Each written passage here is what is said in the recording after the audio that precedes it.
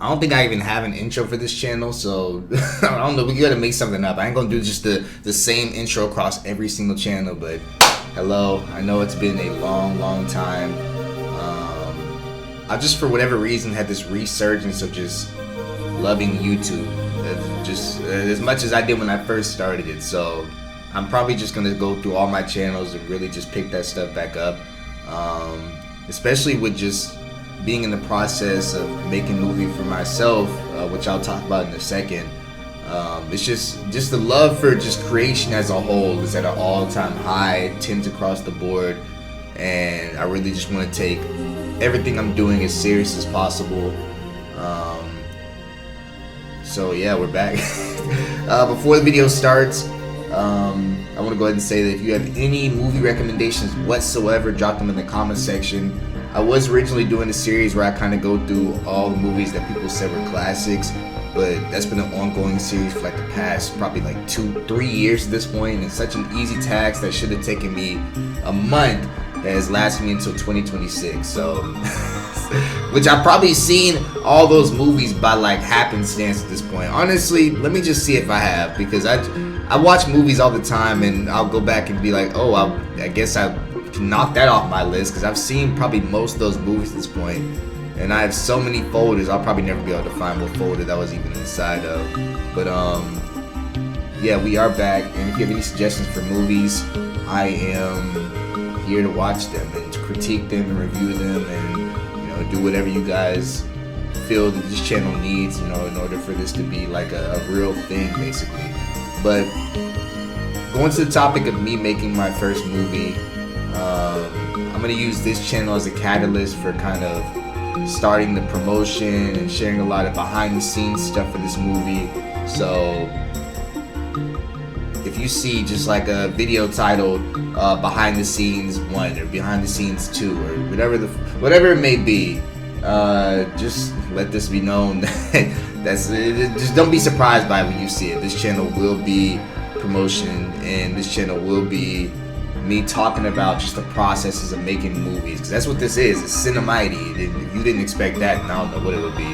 But you will see me throughout the entire process of me making these movies, and then once the movie comes out, I'll be able to talk about the entire thing in one grand scaling and just be able to discuss my mind about it fully. But just right now, everybody knows there's 5 processes that goes into making a movie. You have development, which is of course you having the idea, I want to do this thing, let me reach out to this person, let me reach out to this person, let me reach out to this person, building your team and stuff like that, building your script, making sure all that's done.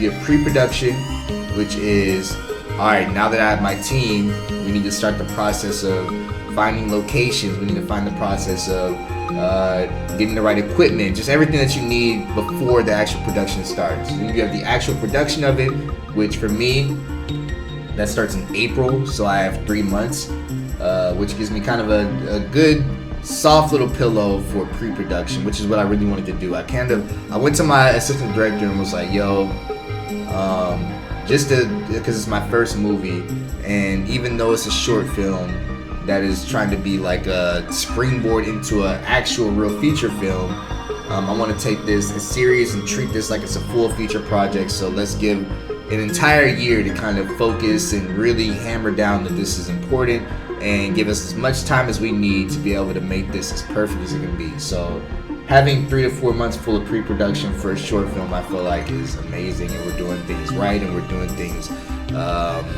there's no small dents in this whatsoever yet. We haven't encountered a problem that's been unsolvable yet. So from February to April is a nice little pillow for pre-production. After production, you have post-production, which is like editing and stuff like that, going back with editors and putting the actual movie together and fixing lighting and adding filters and cutting and splicing and whatever it may be. The stuff I've been doing on YouTube for the past 6 years. So it'll probably be me and one other person or 2 other people, and kind of just like all going through it, like, yo, what do you feel about this? What do you feel about this? How do you like the filter on this? What if we put this scene before this scene? Just a lot of stuff to make it to where the movie's as perfect as it can be. And then of course after post-production you have distribution, which is me releasing the video first on my membership for my main YouTube channel, my first YouTube channel. Promoting. That's like the real part where promotion goes crazy. Like during post-production, I'm gonna be promoting it crazy, putting it on everything. Yo, movie. That's where all my social media, all my channels will come into one basically and be like, yo, it don't matter if I'm doing a reaction video on the second channel, it don't matter if I'm playing a video game on the first channel. I will be saying, yo, I have a movie coming out, yada yada yada, in a few months. Check it out. It'll be on my main channel in membership. I'll probably lower the membership down to like maybe 99 cents if it lets me, just so people can just pay $1. If it lets me go to 50 cents, I'll pay it. Just whatever it gotta be. And I'm honestly even expecting people, you know, if you wanna bootleg it, like just as long as people see this movie, I don't care how you see it. I know how bootlegs work. I grew up in a family where we watch people in the back. I know even as a movie director, I can't even be like, that should be completely illegal for me to be saying, but like, as long as what I created is seen in the best quality, then that's all I really care about. The money is whatever. I don't really care paying the money, and I mean, my actors do, and I want to have the money to be able to pay my actors and, you know, a few of my crew members that were throughout the entire production process. Like me and maybe 2 other people were a part of development all the way to distribution. Those are the people that I kind of want to pay the most, and then of course my actors who are the I don't know what I'm trying to say, the blend of the film, the bloke of the film, whatever the chunk of the film. I don't know what the word is. This is some B word, but I want to pay those people. But however you see this movie, I'm not really gonna be a stickler about it. If I look up Branham and there's a video posted by that one guy 75 and it has 1 million views and people are like, yo, where can I find this? Yo, this movie's amazing. And whatever, you get your bag, and I'm glad people were able to see it. I grew up in a bootleg family, so it really don't matter to me. We weren't bootlegging, but we definitely would go to the barbershop and buy CDs and DVDs and watch people in the movie theater coughing and shit like that. So I just want people to see it, bro. That's all I really care about.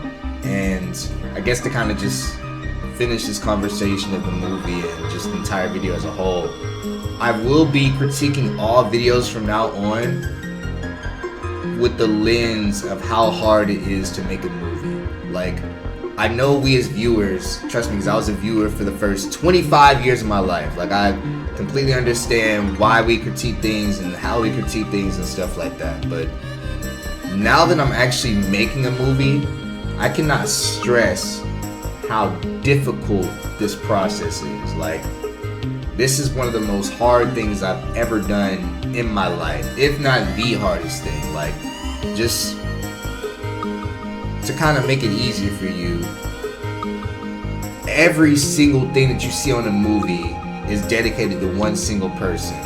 Like, if I were to, let me just show you just one single thing. Like, I'll just look up Hunger Games movie scene.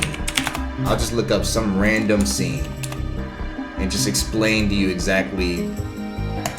I'll click the first one even. So, actually, this might be a better example. So, right here, of course, we have an actor. We'll do this one. Right here, accomplishing this scene right here would be damn near impossible for me.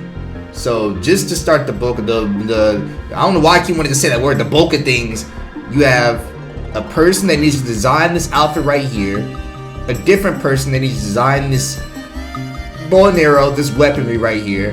You have makeup, which is a job in itself. You have hair, which is a job in itself, and you have a set production, which is a job in itself.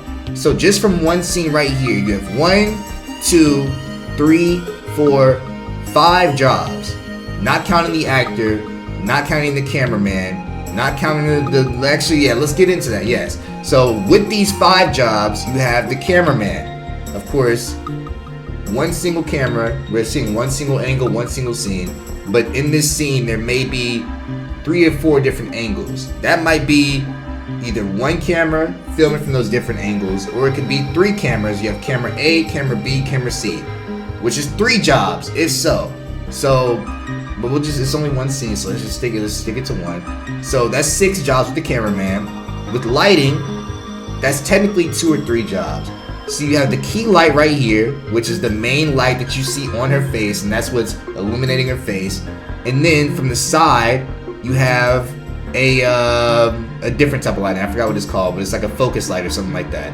So you have the key lighting, you have focus lighting, which is 2 separate jobs right there, and 2 different lighting people. Of course, if that fire is fake, that's CGI. That's 9 jobs already. You have, of course, the people that... Let's see what else we got. We already did set production. If I'm forgetting stuff, then whatever. That's already 9 jobs. But in those 9 jobs, that could be anywhere from 18 to 20 people. Because who knows how many people it took to build this set? That's probably 20 in itself. How many people it took to make this outfit? That's maybe 2 or 3 people or 4 people. 4 people to get this weaponry right here. Makeup probably takes at least a 1-person, 2-person, but on a major set like this, maybe a 4 or 5-person job. Hair probably takes 1 or 2 people. Lighting probably takes how many people? Gaffers, electricians. It's so much that goes into just this one single scene right here. But us seeing this, all we see is, yo, that's an actress. She's on a set and she's wearing an outfit.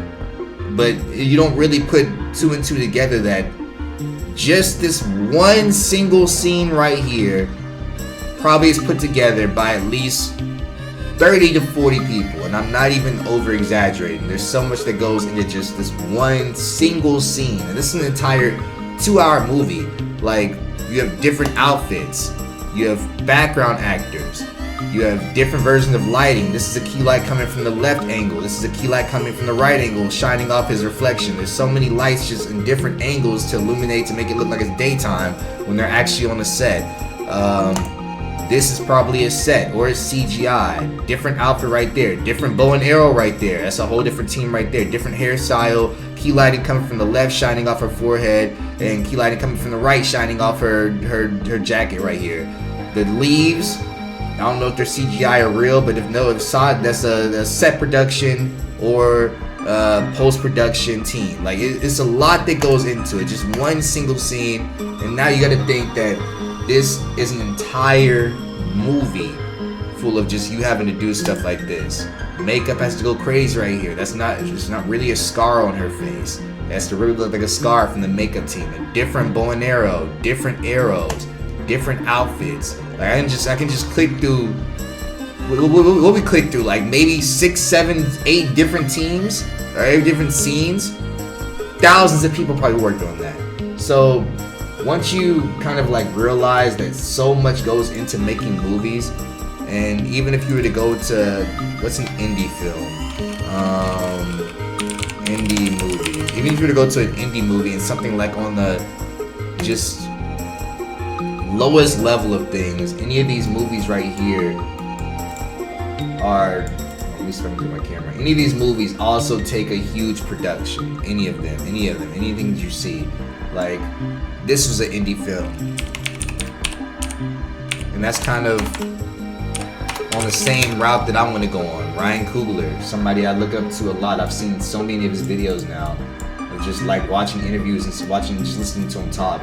But Fruitvale Station was an indie movie. Key lighting from the right side of the face. Hairstylist. Michael B. Jordan doesn't have that hairstyle. And if he didn't have any hair at all, you got to make that look realistic. If he didn't have that facial hair, the hairstylist, outfit, background actors, over-the-shoulder camera. There was like 5 different camera angles from this one scene. I remember watching it vividly. Background actors, key lighting, set production, makeup, outfit coordinators. You got to make them all look like they're from Detroit.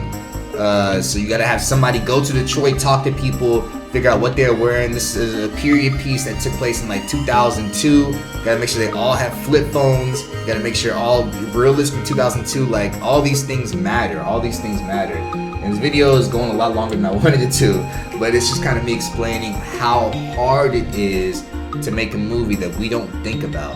And I'm gonna be taking that into account as I critique these movies. Just to kind of like, just a long story short, I'm using all these things to keep in mind while I'm critiquing these movies. So if I watch an indie movie, I'm gonna respect the art form of what it took to make that movie. And I also want to use this time to kind of apologize for when I shit on Terrifier, because I just was watching that as a viewer and not really as a movie creator. Terrifier 1 I think I really shit on, but Terrifier 2 I think I came back around and said it was a very good movie. But the first one, he literally was a nigga like me. Just a nigga wanted to make a movie and he accomplished it. But he did it at such a drastic, amazing level looking back at it. Like, it should have been impossible. Like, honestly, like this is a very good movie from an indie eye. So I'm gonna be using this as like a structure for whenever I grade my movies. I know a lot of people grade movies just on the same scale. They can watch a fucking an industry film and then watch an indie film and they're just grading them the same scale. So I'm gonna be grading this on the scale of just different levels. Like if I know it's an indie film, I'm gonna grade it on an indie film. If I know if it's a 5-star industry film and it's ass, then I'm gonna say it's ass. But I'm also gonna take into respect what it took to make these films. So that's all I'm gonna say. Like I said, I'll be using this channel also for behind the scenes promotion for my movie coming out very soon. Not very soon, probably towards the end of the year. But yeah, I really appreciate you guys. So I'll see y'all. Peace.